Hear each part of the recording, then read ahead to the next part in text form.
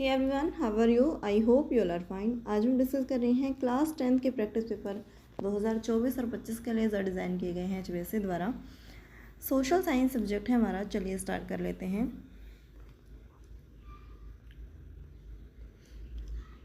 Question number first है हमारा, धोलावीरा का दुर्ग जो है किस नगर में स्थित है, किस राज्य में स्थित है? गुजरात में धोलावीरा जो स्थान है ये पड़ता है। तो आंसर भी क्या हो जाएगा हमारा? ऑप्शन नंबर बी जो है गुजरात के अंदर जो है। अगला क्वेश्चन है हमारा, गायत्री मंत्र किस वेद से लिया गया है? Gayatri mantra is one of the mantras of this Veda. Answer होगा हमारा ऑप्शन नंबर ए, ऋग्वेद से जो है इसे लिया गया है।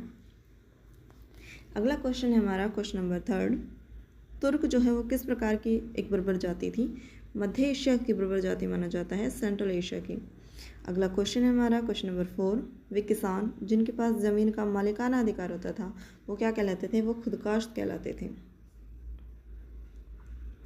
आगे बढ़ते हैं अगले क्वेश्चंस की ओर, जो कि है हमारा क्वेश्चन नंबर 5, भारतीय संसद द्वारा जम्मू कश्मीर को धारा 370 के तहत मिला दर्जा, विशेष दर्जा एक तरीके से कब समाप्त किया? आंसर होगा हमारा ऑप्शन नंबर सी जो है 31 अक्टूबर 2019 के अंदर ये दर्जा समाप्त किया गया था। आगे बढ़ते हैं अगला क्वेश्चन है हमारा क्वेश्चन नंबर 6, स्टेटमेंट क्या दी गई है? 19वीं शताब्दी में साम्राज्यवाद के विस्तार के लिए अनुकूल परिस्थितियाँ विद्यमान थी।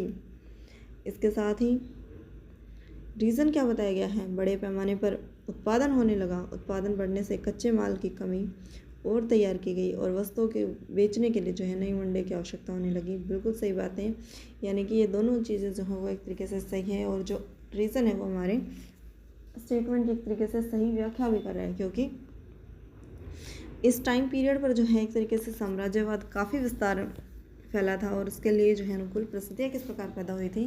क्योंकि इन्होंने जब लोगों को अपने उपनिवेश बनाया, कंट्री को अपना उपनिवेश बनाया, तो उसके लिए जो है बड़े पैमाने पर उत्पादन के कच्चे माल की पूर्ति जो है वो यहाँ से तैयार की गई और अन्य मंडियों में जाकर बेचा जाने लगा। तो आंसर क्या हो जाएगा हमारा? ऑप्शन नंबर ए जो है वो करेक्ट हो जाएगा, यानी ए और आर दोनों जो है वो सही हैं और रीज़न जो है वो हमारे स्टेटमेंट की बिल्कुल सही व्याख्या कर रहे हैं, करेक्ट एक्सप्लेनेशन है। आगे बढ़ते हैं अगले क्वेश्चन की ओर, जो कि हमारा क्वेश्चन नंबर 7, उपनिवेश का इतिहास हमें बताता है कि उपनिवेशों में संसाधन संपन्न प्रदेश विदेशी आक्रमणकारियों के लिए मुख्य आकर्षण का केंद्र रहे हैं। बिल्कुल सही बात है, क्योंकि जितने भी उपनिवेश रहे हैं उन्हें किसके जो है हिस्ट्री से देखने पर पता चलता है कि किस प्रकार जो है वो किसी भी राष्ट्र की साधन संपन्नता और उसके संसाधनों को देखकर, रिसोर्सेज को देखकर जो है उन्होंने यहाँ पर अटैक किया ताकि उनका शोषण कर वो जो है अपनी कंट्री में जो है बेनिफिट पहुँचा सके और अधिकतम लाभ जो है वो प्राप्त कर पाए। तो ये तो स्टेटमेंट हमारे बिल्कुल सही हो गई हैं। आगे देखते हैं रीज़न क्या दिया गया है इसके लिए। किसी क्षेत्र के विकास के लिए संसाधनों की उपलब्धता एक आवश्यक शर्त है। एक तरीके से इम्पोर्टेंट रोल प्ले करता है, ये बात तो हम कह सकते हैं, लेकिन उपनिवेश का और क्षेत्र के विकास के लिए उपलब्धता का एक आवश्यक कंडीशन जो है वो इस तरीके से मेल नहीं, इससे नहीं खा रहा है। तो यानी कि आर जो है वो इसकी सही जो है एक्सप्लेनेशन नहीं है, यानी आंसर क्या हो जाएगा? आंसर हो जाएगा बी। ए आर दोनों एक तरीके से सही है, लेकिन जो हमारा रीज़न जो है वो एक तरीके से इसकी करेक्ट एक्सप्लेनेशन जो है वो नहीं है। आगे बढ़ते हैं अगला क्वेश्चन है हमारा question number 8, the historical Sher Shah Suri मार्ग कनेक्ट्स, जो ऐतिहासिक शेर शाह सूरी मार्ग है वो किस एरिया को जोड़ता है? वो जोड़ता है दिल्ली और अमृतसर को। ऑप्शन नंबर दिल्ली और अमृतसर ऑप्शन नंबर बी में दिया गया हमें। आगे बढ़ते हैं अगले क्वेश्चन की ओर, जो कि है हमारा question number 9, which one of the following is an example of basic industry. जो हमारा बेसिक इंडस्ट्री जो है, आधारभूत उद्योग जो है, उसका एग्जाम्पल कौन सा हो जाएगा? एग्जाम्पल होगा आयरन एंड स्टील इंडस्ट्री, यानी लोहा और इस्पात उद्योग जो है वो इसका आंसर हो जाएगा। अगला क्वेश्चन है हमारा क्वेश्चन नंबर 10, श्रीलंका में किस जातीय समुदाय के लोग जो हैं वो बहुसंख्यक हैं? मेजोरिटी के लोग जो हैं श्रीलंका में किसके हैं? सिंघली समुदाय जो है यहाँ के हैं, क्योंकि सिंघली और तमिल समुदाय इन दोनों के बीच जो है विवाद की स्थिति लगातार किस प्रकार बनी रही, ये सभी हमने चैप्टर में डिस्कस किए हैं। अगला क्वेश्चन है हमारा question number 11। Panchayat are form of government, Panchayati Raj व्यवस्था जो है सरकार का किस प्रकार का जो है वो एक तरीके से रूप है। तो ये लोकल गवर्नमेंट जो स्थानीय रूप जो है इन्हें कहा जाता है, यानी ऑप्शन नंबर डी जो है वो आंसर हो जाएगा। अगला क्वेश्चन है हमारा क्वेश्चन नंबर 12। भारत में महिलाओं के लिए जो सीटें जो हैं वो कहाँ पर रिजर्व की गई हैं। तो ये ऑप्शन नंबर डी पंचायती राज व्यवस्था के अंदर जो है ये सीटें जो हैं एक तरीके से रिजर्व की गई हैं। अगला क्वेश्चन है हमारा question number 13। Bahujan Samaj party के संस्थापक कौन थे। बहुजन समाज पार्टी के संस्थापक माने जाते हैं काशीराम जी। तो आंसर होगा हमारा ऑप्शन नंबर ए। अगला क्वेश्चन है हमारा क्वेश्चन नंबर 14 जो कि है democracy is preferred over dictatorship everywhere except, यानी कि लोकतंत्री शासन व्यवस्था जो है प्रेफर की गई है हर जगह पर, लेकिन तानाशाही किस जगह पर ज़्यादा है कि जहाँ पर तानाशाही व्यवस्था ज़्यादा वरीयता देखने को मिलती है तानाशाही को। देश को छोड़कर हर जगह लोकतंत्र को तानाशाही के ऊपर वरीयता दी गई है। तो ऐसा राष्ट्र कौन सा है।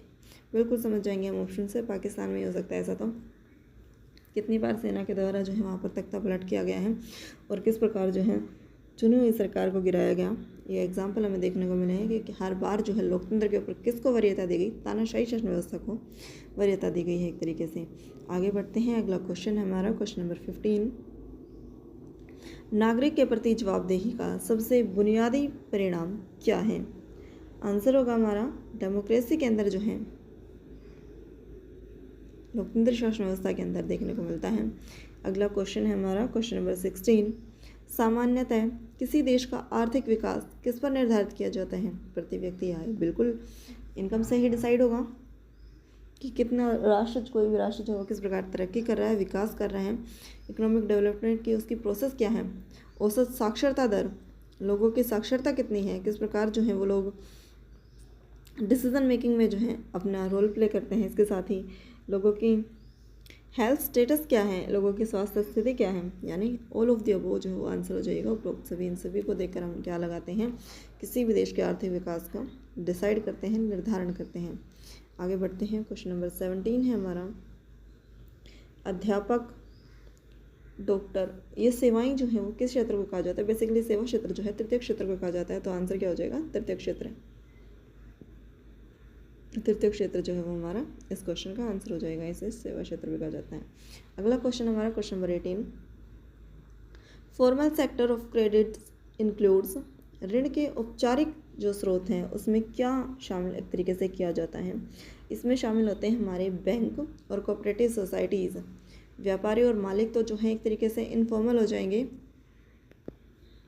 आंसर होगा ऑप्शन नंबर ए। अगला क्वेश्चन है हमारा क्वेश्चन नंबर 19।